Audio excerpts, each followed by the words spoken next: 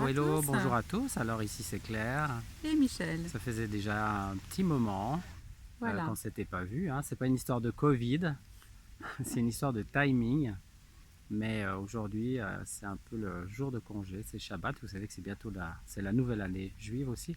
Et puis on est au bord du lac. On est au bord du lac et c'est un temps merveilleux après une belle pluie bien rafraîchissante. Et on se réjouit de tout ce que le Seigneur déverse comme pluie de bénédiction sur chacun de ses rachetés. Alléluia.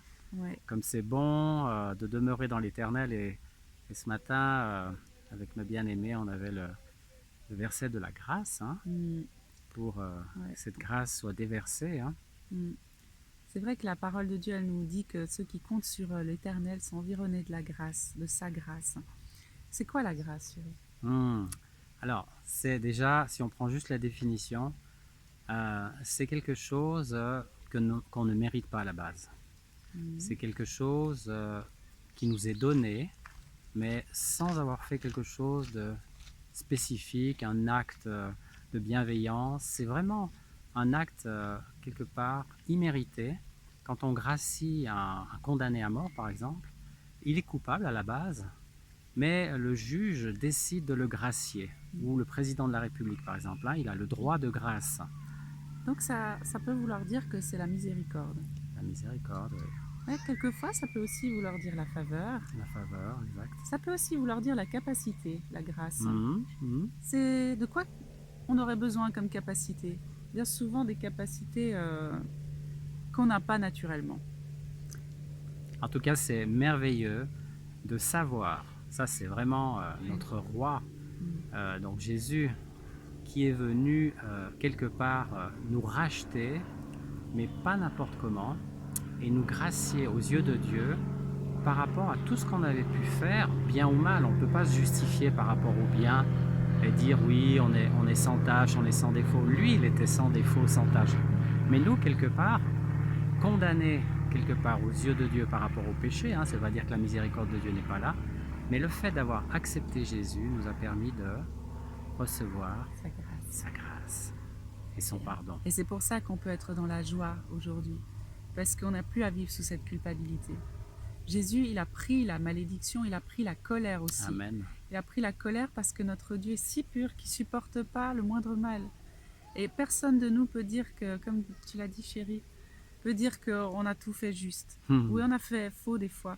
Et même malgré nous, des fois, plein de choses qui ne sont même pas conscientes ou qui ont fait de mal à d'autres, alors que pour nous, notre représentation des choses voulait faire le bien.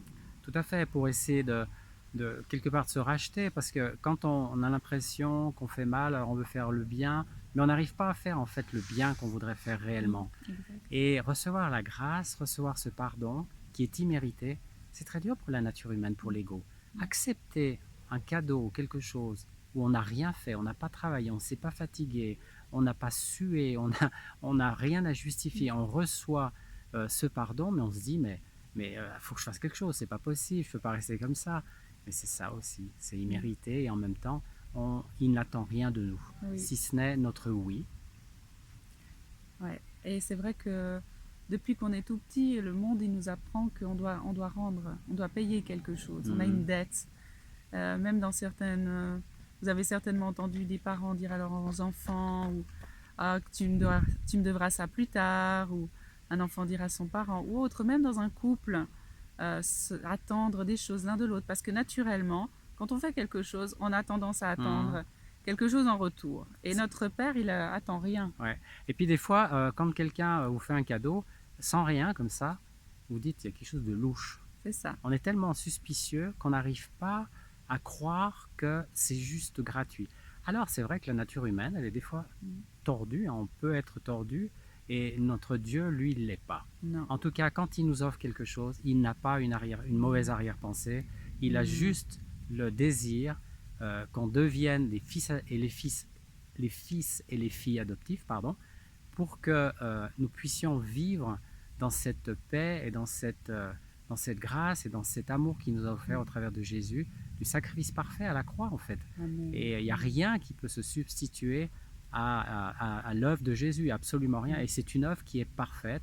Et Jésus nous a dit dans sa parole qu'il croit aux œuvres que j'ai faites quelque part. Et ces œuvres, c'est qu'il croit que je suis mort et je suis ressuscité.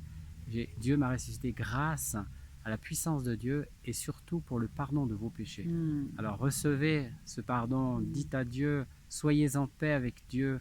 N'hésitez pas à lui dire ok, moi je suis pas, mais pas par vos œuvres, juste dire ouais, ok, moi j'arrive pas, je te demande pardon, là, je te demande ton aide, vraiment viens nous aider. Et tous les jours on demande avec ma bien-aimée, on demande le matin, on dit mais Seigneur, viens nous aider, on va prier pour vous et que vous puissiez recevoir vraiment quelque chose de tout particulier de la part de Dieu notre Père au nom de Jésus. Amen. Vas-y chérie. Oui, Père, on te loue, on te bénit au nom de Jésus parce que c'est Jésus qui a tout accompli. Et merci parce que c'est un don gratuit que nous recevons et que nous recevons de ta main comme un cadeau. Oui, c'est le don gratuit de Dieu, la vie éternelle en Jésus-Christ. C'est pas seulement pour la vie présente, c'est pour la vie éternelle. Et nous te demandons, Seigneur, que personne qui écoute ce message aujourd'hui ne se prive de ta grâce. Amen. Que ce soit envers eux-mêmes, que ce soit envers toi, que ce soit envers leurs conjoints, que ce soit envers leurs collègues ou leurs amis. Seigneur, que le pardon puisse couler